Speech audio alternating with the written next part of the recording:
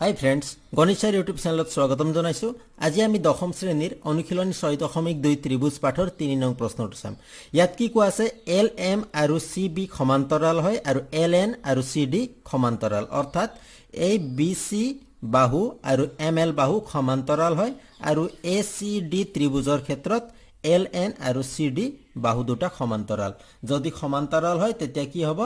এই ত্ৰিভুজৰ ক্ষেত্ৰত চোৱা, এ বি চি ত্ৰিভুজৰ ক্ষেত্ৰত যদি এম এল আৰু বি চি সমান্তৰাল হয় তেতিয়া কি হ'ব, এই দুটা বাহু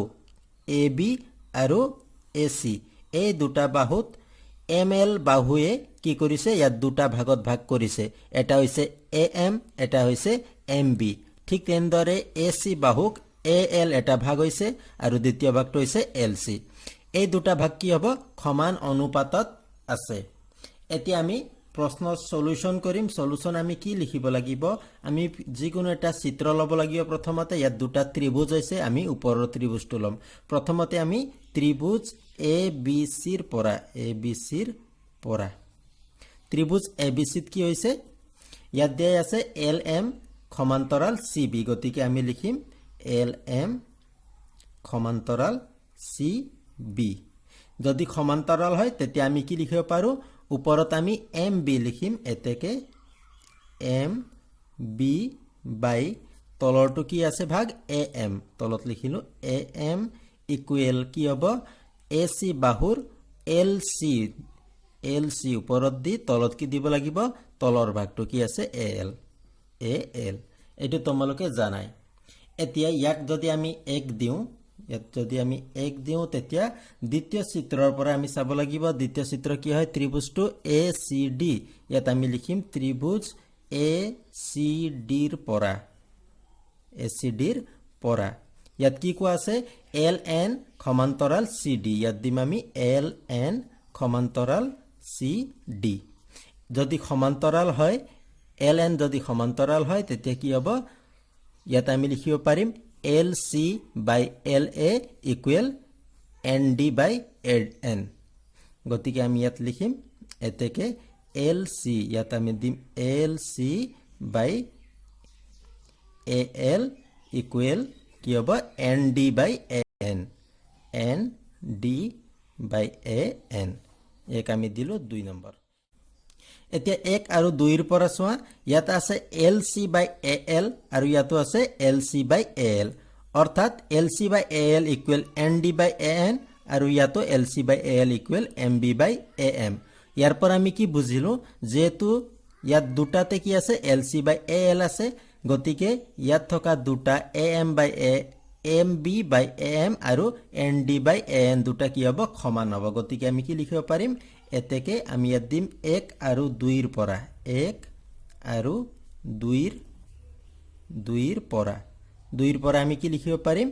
M B by A M equal কি হ'ব, N D by A N. আমি কিয় লিখিলোঁ, কাৰণ দুয়োটাতে কি আছে, L C by A L আছে, L C by A L equal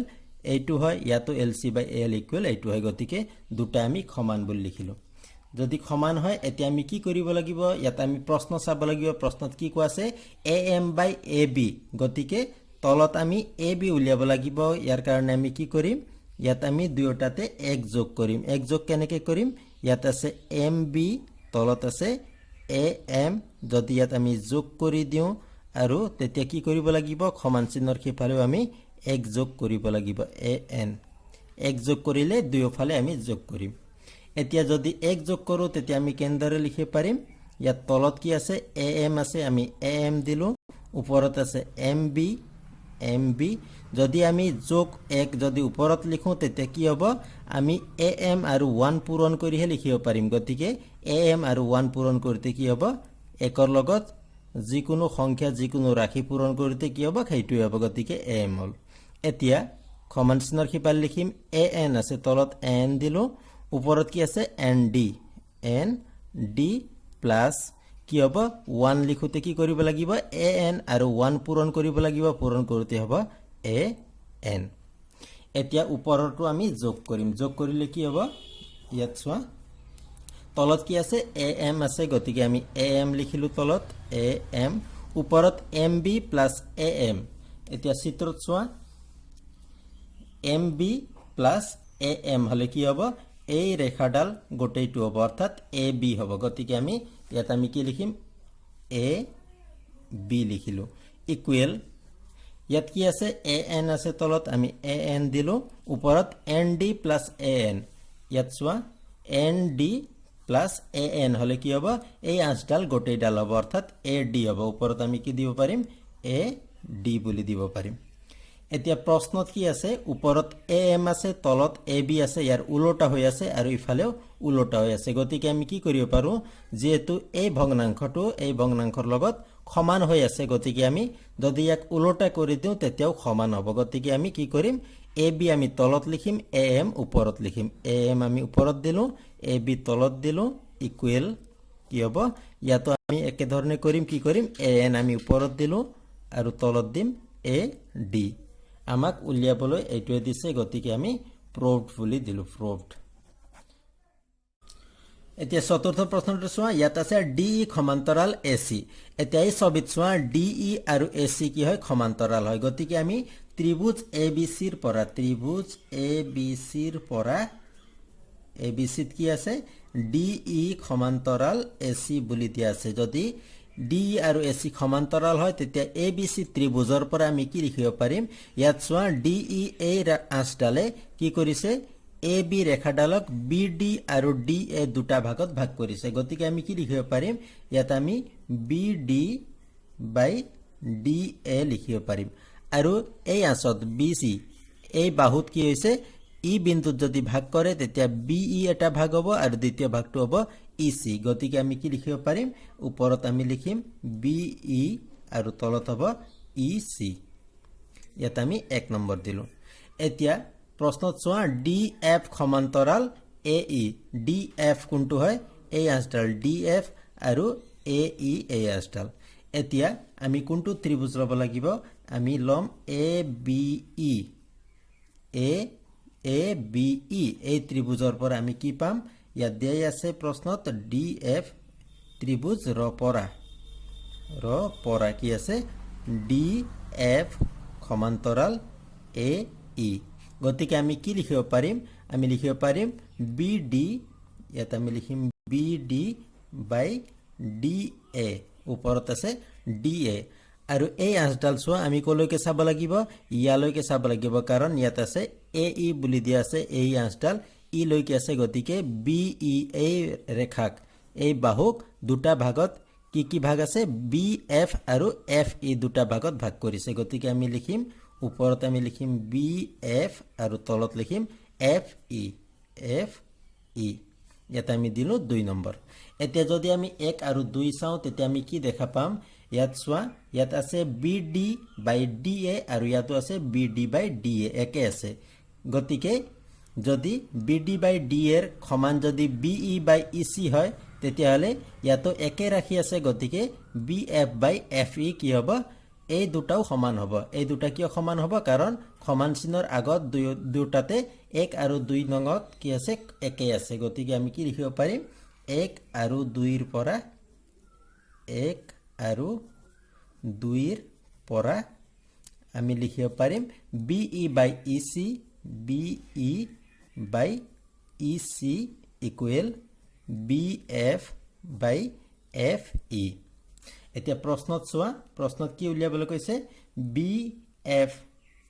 by FE equal BE by EC উল্টা হৈছে গতিকে এই ৰাখিটো BF বাই FE যদি আমি আগত লিখো তেতিয়া কি হ'ব একে হ'ব বা তোমালোকে ইয়াতে এৰি দিব পাৰা BF by FE equal BE by EC গতিকে আমি ইয়াত প্ৰুভড বুলি দিব পাৰিম পঞ্চম প্ৰশ্নটো চোৱা ইয়াত দিয়া আছে DE সমান্তৰাল OQ এতিয়া DE হল DE আঁচডাল আৰু OQ হল OQ এতিয়া আমি কোনটো ত্ৰিভুজ চাব লাগিব আমি চাব লাগিব POQ ত্ৰিভুজ চাব লাগিব এতিয়া আমি লিখিম ত্ৰিভুজ POQ ৰ পৰা এই ত্ৰিভুজৰ পৰা কি দিয়া আছে DE সমান্তৰাল OQ দিয়া আছে যদি DE সমান্তৰাল OQ হয় তেতিয়া আমি কি লিখিব পাৰিম এই আঁচডালত চোৱা ইয়াত আমি লিখিব পাৰিম PD বাই পি ডি বাই তলৰ ভাগটো কি আছে ডি অ তলত ডি অ ইকুৱেল আৰু এই আঁচডালত চোৱা ইয়াত কি হ'ব পি ই বাই কি হ'ব ই কিউ ইয়াত আমি দিলোঁ 1 নম্বৰ এতিয়া তাৰ পিছত কি কোৱা আছে ডি এফ আৰু অ আৰ ডি এফ হ'ল এই আঁচডাল ডি এফ আৰু অ আৰ হ'ল এইডাল গতিকে আমি কোনটো ত্ৰিভুজ ল'ব লাগিব আমি ত্ৰিভুজ ল'ব লাগিব পি অ আৰ ত্ৰিভুজ পি অ আৰ ৰ পৰা আমি কি পাইছোঁ ইয়াত দিয়াই আছে ডি এফ সমান্তৰাল অ আৰ যদি সমান্তৰাল হয় তেতিয়া আমি কি লিখিব পাৰিম আমি লিখিব পাৰিম পি ডি বাই ডি অ ইকুৱেল এই আঁচডালৰ পৰা পি আৰ এই আঁচডালৰ পৰা আমি কি লিখিব পাৰিম পি এফ ওপৰত হ'ব পি এফ আৰু তলত হ'ব এফ আৰ ইয়াত আমি দিলোঁ 2 নম্বৰ এতিয়া যদি আমি 1 আৰু 2 চাওঁ তেতিয়া 1 আৰু 2ৰ পৰা ইয়াত ভালদৰে চোৱা ইয়াত আছে পি ডি বাই ডি অ ইয়াতো আছে পি ডি বাই ডি অ যদি সমান চিনৰ আগফালৰখিনি যদি সমান হয় তেতিয়া সমান চিনৰ পিছফালৰো কি হ'ব সমান হ'ব গতিকে পি বাই ই কিউ আৰু P F by F R কি হ'ব সমান হ'ব এতেকে P E by E Q equal P F by F R এতিয়া P E by E Q P E কোনটো হয় পি ই হ'ল এই বাহু ই কিউ হ'ল ইয়াৰ তলৰখিনি পি এফ হ'ল ইয়াত চোৱা পি এফ আৰু এফ আৰ হ'ল ইয়াৰ তলৰখিনি এতিয়া এই চিত্ৰত তোমালোকে ইয়াৰ ভিতৰত থকা আটাইকেইটা বাদ দি অকল এই আঁচডাল চোৱা যদি ই এফ আৰু কিউ আৰ এই বাহু দুটা যদি সমান্তৰাল হোৱা হ'লে আমি কি লিখিলোহেঁতেন P E by E Q আৰু P F by F R লিখিলোহেঁতেন কিন্তু আমি ইয়াত পাইছোঁৱে যে P E by E Q equal P F by F R অৰ্থাৎ এই দুটা ই এফ আৰু কিউ আৰ দুটা কি হ'ব লাগিব সমান্তৰাল হ'ব লাগিব গতিকে আমি তলত আমি কি লিখিম এতেকে ই এফ সমান্তৰাল কিউ আৰ বুলি দিব পাৰোঁ আমি প্ৰমাণ আমি কৰিলোঁ 6 নং প্ৰশ্নত কি দিয়া আছে এ বি সমান্তৰাল পি কিউ এই চিত্ৰত এ বি অৰ্থাৎ এই আঁচডাল আৰু পি কিউ এই আঁচডাল কি হয় সমান্তৰাল হয় যদি এই দুডাল আঁচ যদি সমান্তৰাল হয় তেতিয়া আমি কোনটো ত্ৰিভুজ ল'ব লাগিব আমি ল'ব লাগিব অ পি কিউ ত্ৰিভুজ ল'ব লাগিব গতিকে আমি ইয়াত লিখিম ত্ৰিভুজ অ পি কিউ ৰ পৰা ইয়াত কি দিয়া আছে প্ৰশ্নত দিয়া আছে এ বি সমান্তৰাল পি কিউ যদি এ বি সমান্তৰাল পি কিউ হয় তেতিয়াহ'লে অ পি কিউ ত্ৰিভুজৰ পৰা আমি কি লিখিব পাৰিম এই আঁচডালৰ পৰা ইয়াত চোৱা অ পি আঁচডালৰ পৰা আমি লিখিব পাৰিম অ এ বাই এ পি আমি লিখিব পাৰিম অ এ বাই এ পি ইকুৱেল আৰু এই আঁচডালৰ পৰা কি হ'ব ইয়াত আমি লিখিম অ বি বাই বি কিউ অ বি বাই বি কিউ ইয়াত আমি দিলোঁ 1 নম্বৰ এতিয়া তাৰপিছত দিয়া আছে এ চি সমান্তৰাল পি আৰ এ চি কোনটো হয় এ চি আঁচডাল আৰু পি আৰ আঁচডাল এই দুডাল আঁচ যদি হয় তেতিয়া ত্ৰিভুজ কোনটো আমি ল'ব লাগিব আমি ল'ব লাগিব অ পি আৰ ত্ৰিভুজ ল'ব লাগিব কাৰণ এই ত্ৰিভুজত এই দুডাল আঁচ আছে গতিকে আমি লিখিম ত্ৰিভুজ অ পি আৰ ৰ পৰা অ পি আৰৰ পৰা কি দিয়া আছে এ বি সমান্তৰাল নহয় এ চি সমান্তৰাল পি আৰ যদি এ চি সমান্তৰাল পি আৰ হয় তেতিয়া আমি কি লিখিব পাৰিম আমি এই আঁচডালৰ পৰা অ এ বাই এ পি দিব পাৰিম আৰু এই আঁচডালৰ পৰা আমি দিব পাৰিম অ চি বাই চি আৰ ইয়াত আমি দিলোঁ 2 নম্বৰ এতিয়া 1 আৰু 2 যদি চাওঁ তেতিয়া সমান চিহ্নৰ আগত কি আছে অ এ বাই এ পি ইয়াতো আছে অ এ বাই এ পি গতিকে পিছৰ দুটা কি হ'ব সমান হ'ব গতিকে আমি কি লিখিব পাৰিম এতেকে 1 আৰু 2ৰ পৰা 1 আৰু 2ৰ পৰা এতেকে ইয়াত দিব নালাগে 1 আৰু 2ৰ পৰা আমি কি পাম অ বি বাই বি কিউ ইকুৱেল কি হ'ব অ চি বাই চি আৰ এতিয়া OB বাই BQ ইয়াত ক'ত আছে আমি চাব লাগিব OB বাই BQ আৰু OC বাই CR কোনটো ত্ৰিভুজ হ'ব প্ৰথম OB বাই BQ কওঁতে আমি কোনটো বাহু পালো এই বাহুটো পালো আৰু OC বাই CR OC আৰু CR এই বাহুটো গতিকে ত্ৰিভুজ কোনটো হ'ব ত্ৰিভুজ আমি ল'ব লাগিব OQR ত্ৰিভুজৰ পৰা আমি কি পাম যদি OB বাই BQ আৰু OC বাই CR যদি সমান হয় তেতিয়া এই আঁচ দুডাল কি হ'ব সমান্তৰাল হ'ব আঁচ দুডাল কি হ'ব BC আৰু QR সমান্তৰাল হ'ব গতিকে আমি কি লিখিব পাৰিম ইয়াত আমি লিখিম BC সমান্তৰাল QR প্ৰশ্নত চোৱা প্ৰশ্নত কি উলিয়াবলৈ কৈছে BC সমান্তৰাল QR উলিয়াবলৈ কৈছে গতিকে আমি BC সমান্তৰাল QR উলিয়ালো গতিকে আমি ইয়াত দিম প্ৰুভড আশা কৰিছো তোমালোকে বুজি পাইছা যদি কিবা অসুবিধা পাইছা তেতিয়াহলে কমেন্ট কৰি সুধিব পাৰা থ্যাংক ইউ